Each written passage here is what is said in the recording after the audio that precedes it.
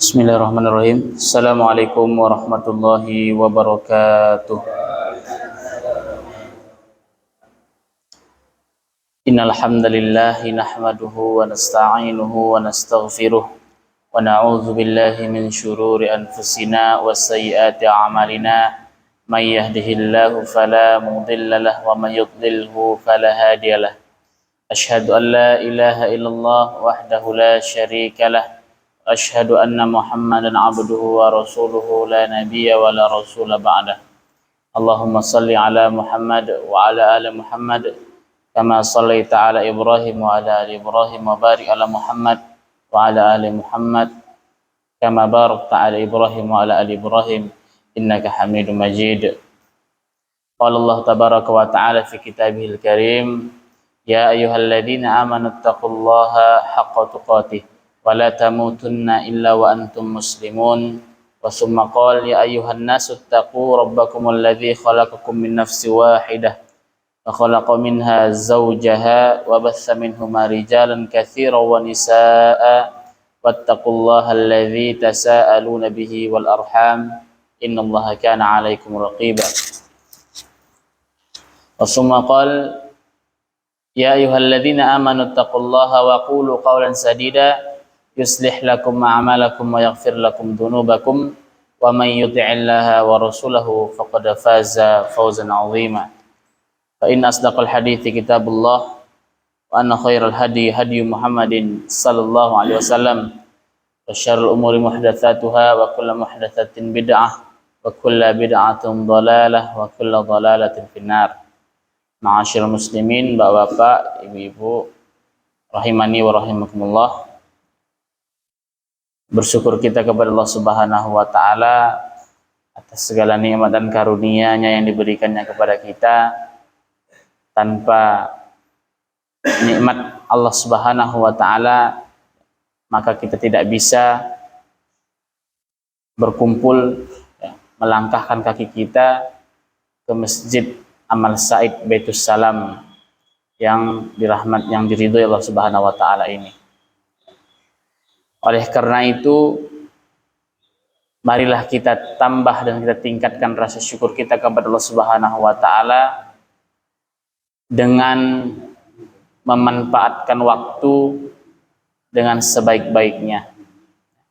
Karena waktu, siap atau tidak siapnya kita, maka waktu akan meninggalkan kita. Karena mustahil waktu itu bisa berulang kembali. Waktu itu terus berlalu dan tidak akan kembali lagi. Maka jangan sampai kita menjadi orang-orang yang rugi. Karena apa? Karena tidak memanfaatkan waktu.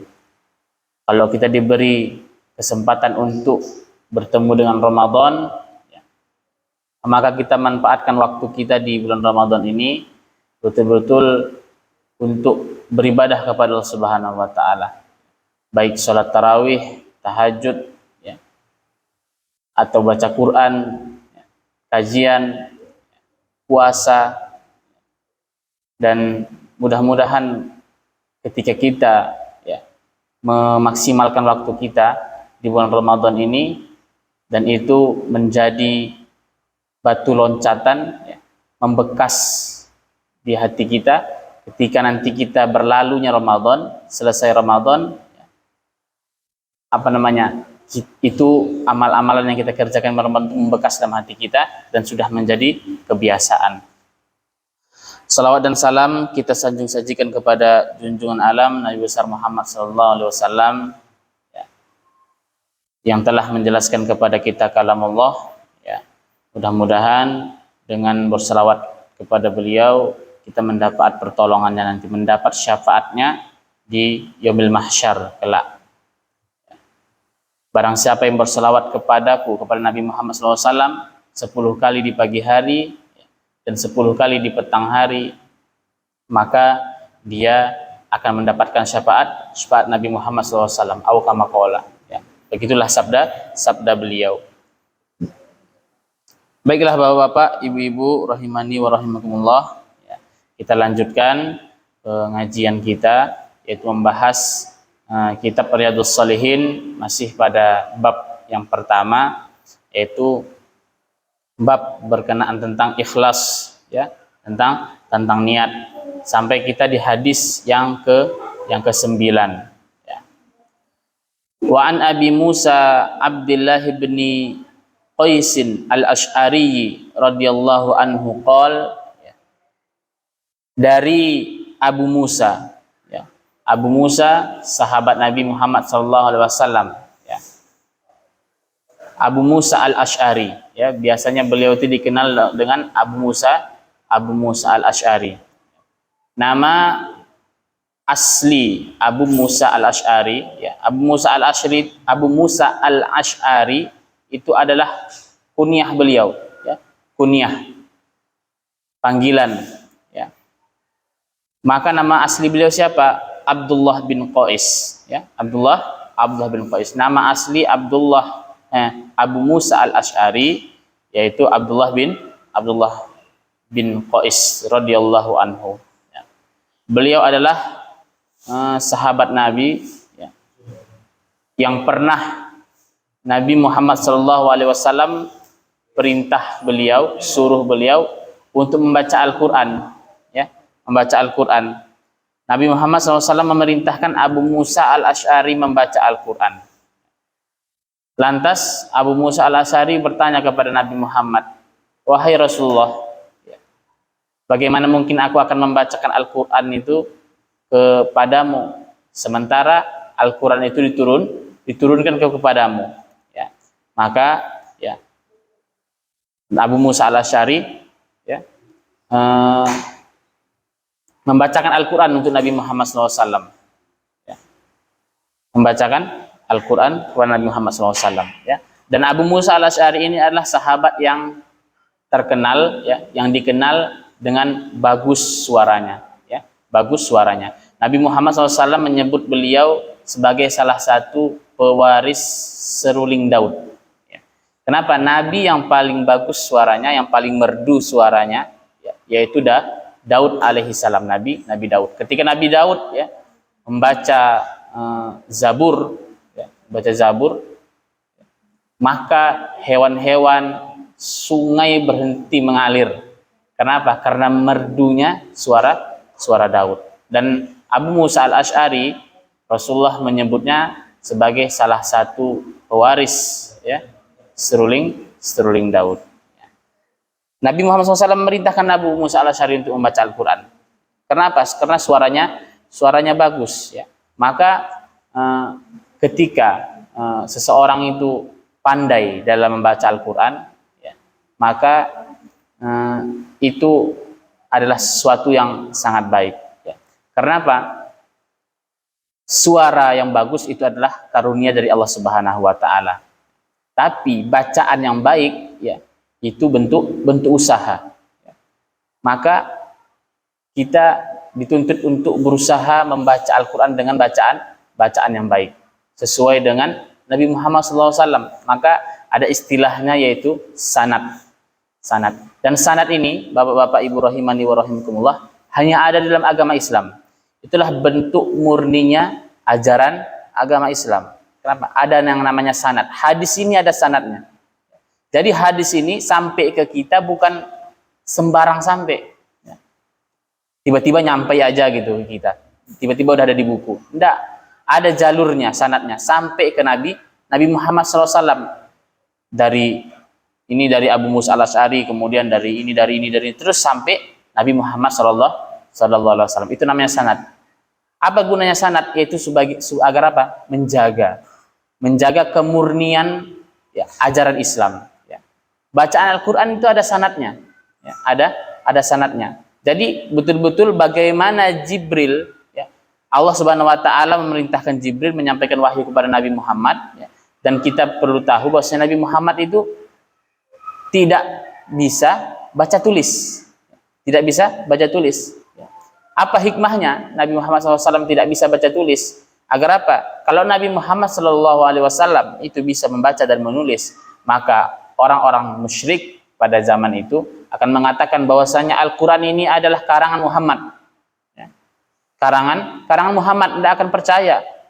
ya mereka. Maka dan pada zaman Nabi itu memang membaca, ya, menulis itu salah satu aib, ya. Kenapa orang ada para sahabat itu yang dia itu menulis wahyu Al-Qur'an, kemudian sahabat yang satunya masuk ke rumahnya, itu dia langsung menyembunyikan. Agar apa?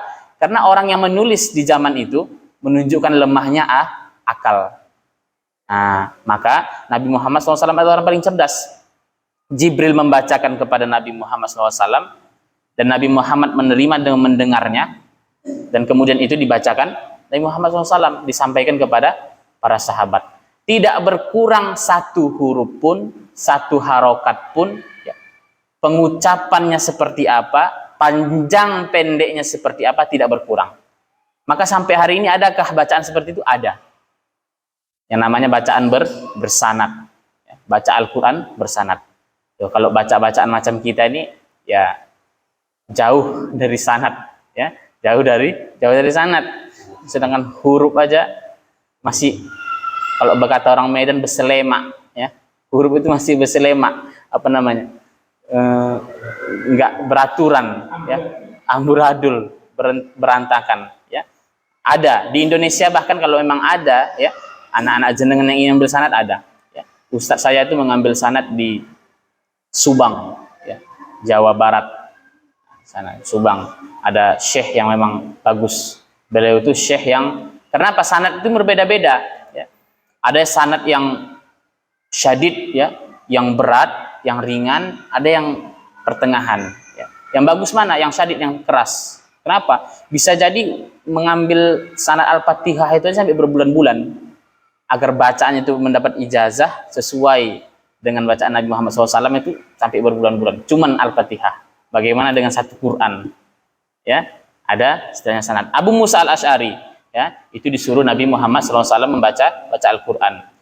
Kenapa? Ini adalah sesuatu memang yang penting, harus kita perhatikan. Jadi ketika kita membaca Al-Quran, ya tidak seenak hati kita saja. Harus kita perhatikan tajwid dan tahsinnya. Agar apa? Agar tidak berubah maknanya. Karena salah tajwid, salah tahsin, berubah makna.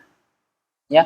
Alhamdulillahi Rabbil Alamin sama Alhamdulillahi Rabbil Alamin. Itu beda artinya. Kalau alhamdu itu artinya pujian, segala puji hanya milik Allah. Tapi kalau alhamdu bacanya pakai ha bukan ha, artinya apa? Kehancuran untuk Allah. Berbalik 98 derajat, ya, maknanya. Ya. Berlawanan, ya. Kalau alhamdulillahi rabbil alamin, pakai ain, ya, itu Rabb semesta alam. Tapi kalau pakai hamzah, alhamdulillahi rabbil alamin, pakai a, itu apa? Rabbnya orang-orang yang sakit. Rabb orang-orang sakit, bukan Rabb semesta alam. Ya, fatal maknanya. Maka perlu kita belajar yang namanya belajar tahsin, ya. Karena apa? Kesalahan itu ada, ya, kesalahan yang ringan, ada kesalahan yang berat. Kesalahan yang berat itu yang bisa merubah makna, ya. Dan itu bisa kita usahakan. Tapi kalau suara yang bagus itu memang pemberian dari Allah Subhanahu wa taala, ya. Dan itu sangat betul-betul memang berguna, ya. Berguna. Kenapa? Banyak hari ini orang yang masuk Islam itu bukan karena mereka membaca Al-Quran, ya. Bukan karena mereka menghadiri pengajian, tapi masuk Islam itu karena mendengarkan ayat Al-Quran, ya. Tidak tahu mereka artinya, tapi tersentuh hatinya. Mungkinkah membaca Al-Quran itu biasa saja?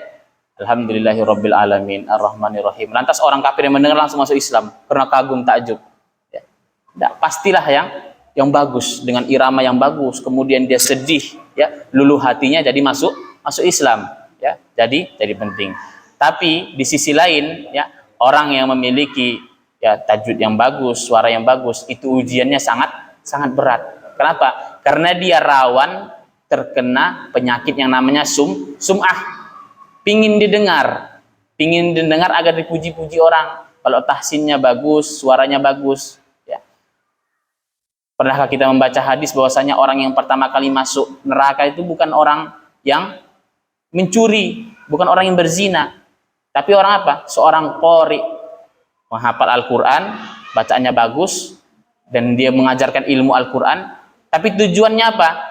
Tujuannya agar dia dikatakan sebagai alim, orang yang tahu, agar dibilang dia ulama, agar dibilang dia orang yang fasih, orang yang faqih, ya. Itu orang yang pertama kali Allah seret wajahnya ke dalam neraka, ya. Maka itu sesuai selaras dengan pembahasan kita itu niat. Kalau emang kita mempelajari Al-Quran, niatkanlah karena Allah Subhanahu wa taala. Ya, ada 3 golongan. Yang pertama kali nanti dimasukkan ke neraka. Yang pertama itu tadi seorang yang berilmu atau orang yang menghafal Al-Quran, kemudian dia tujuannya untuk dipuji orang, untuk dikatakan ulama, dikatakan qori, ya. Maka dia masuk ke dalam neraka. Yang kedua yaitu orang yang berjihad. Ini 2 amalan ini besar-besar, 3 amalan ini bahkan amalan yang besar, super besar, ya. Untuk agama Islam, berjihad, berjuang, ya. Rela dia mati berjuang demi agama Allah. Ya. Tapi niatnya beda, bukan untuk menegakkan kalimat la ilaha illallah, tapi untuk dikatakan sebagai dia pahlawan, agar dia dikenang-kenang, dikatakan pemberani, ya. Maka ini orang yang nanti pertama kali dimasuk Allah Subhanahu wa taala ke dalam neraka. Karena apa? Niatnya rusak. Kemudian yang ketiga orang yang dermawan, suka membantu, ya, suka berinfak, ya, mewakafkan hartanya, ya, untuk pembangunan masjid, sekolah, segala macam, ya. Bangun ini, ya. Akan tapi apa? Tujuannya untuk dikatakan orang yang dermawan. Biar dikatakan, oh si fulan itu dermawan, gini. Nah, maka ini bukan seharusnya kita mendengarkan hadis ini bukan menjadi takut. Wah kalau gitu tidak maulah belajar Al-Quran, tidak maulah berimpak. Bukan. Ini menunjukkan apa? Memang betul besarnya lah amalan itu, sehingga ya risikonya juga besar kalau kita salah dalam niat. Seharusnya kita harus bersemangat, lebih bersemangat, dan sambil memperbaiki hati kita agar niat kita lillahi ta'ala, ya. Hadis yang sore hari ini kan kita kaji berasal dari Abu Musa al-Asy'ari, itu namanya Abdullah bin Qais. Qala, beliau berkata, su'ila Rasulullah sallallahu alaihi wasallam 'anir rajuli. Ya. Nabi Muhammad sallallahu alaihi wasallam itu ditanya tentang seorang pemuda. Ya. 'Anir rajuli yuqatilu saja'atan, ya. Seorang pemuda, seorang lelaki yang berperang syaja'atan, karena berani, ya. Berani, pokoknya karena dia itu berani, pokoknya gagah. Wa yuqatilu hamiyatan, ya, dan karena kebangsaan, ya. Kebangsaan, karena dia berperang itu karena bangsanya, karena sukunya, ya. Ya. Karena itu dia berperang. Nabi SAW ditanya, ya. Wa yuqatilu riya'an, dan dia berperang karena apa? Karena riya, ya. Karena ingin mendapatkan pujian yang seperti saya bahas tadi, ya. Maka Rasulullah ditanya apa? Ayu dzalika fi sabilillah, wahai Rasulullah, di antara yang 3 itu mana yang di jalan Allah? Mana yang di jalan Allah? Ya. Maka Nabi Muhammad SAW adalah orang yang paling cerdas. Beliau menjawab apa?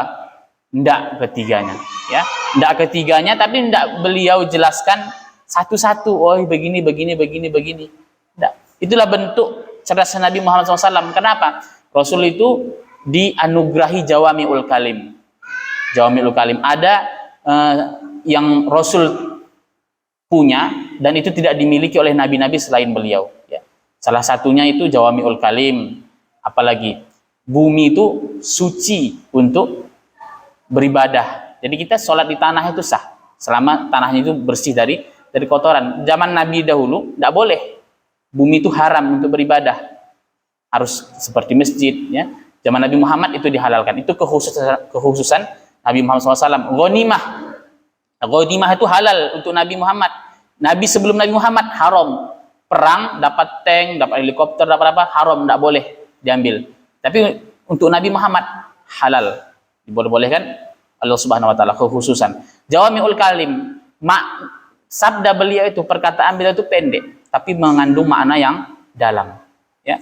Apa kata beliau? Faqala Rasulullah sallallahu alaihi wasallam, maka Rasulullah berkata, man qatala litakuna kalimatullahi hiyal ulya fahuwa fisabilillah. Barang siapa yang berperang untuk menegakkan kalimat la ilaha illallah, ya, agar tinggi, ya, fahuwa fisabilillah, maka dia di jalan Allah, ya. Maka Nabi Muhammad SAW mengatakan apa? Yang fisabilillah itu ketika dia berperang untuk menegakkan agama Allah, bukan juga tujuannya untuk mati syahid. Nah, ini yang hari ini kita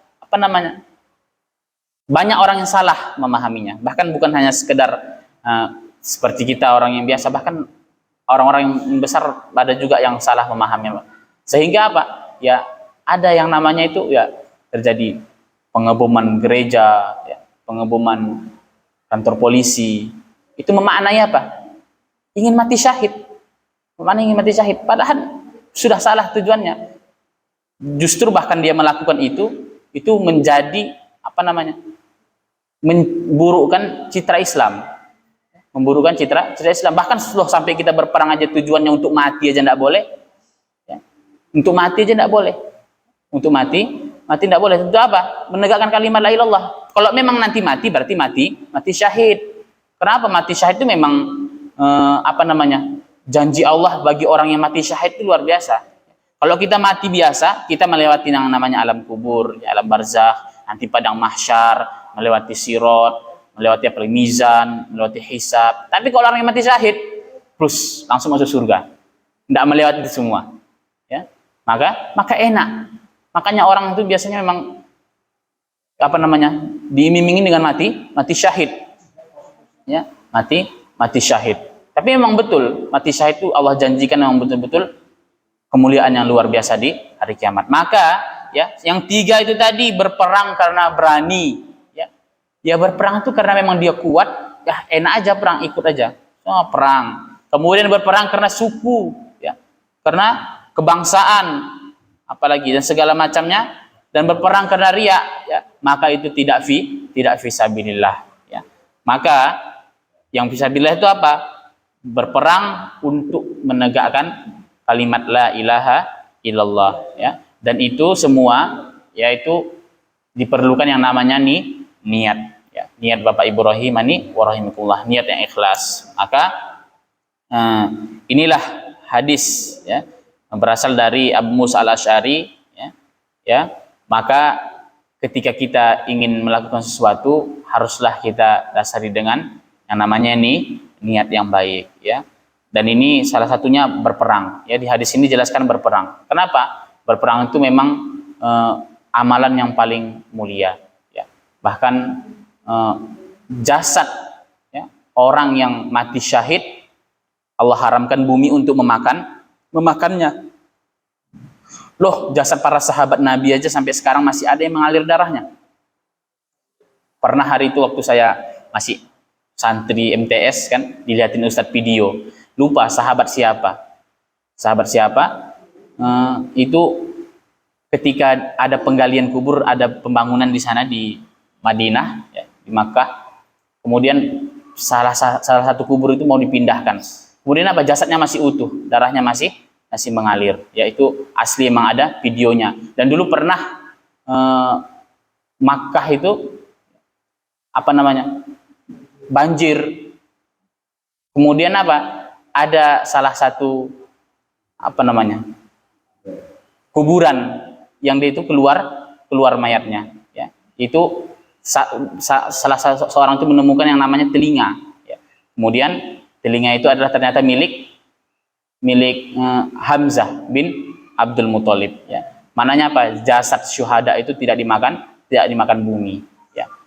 Bal ahya'u inda rabbihim yurzaqun. Bal ahya'un inda rabbihim yurzaqun, ya.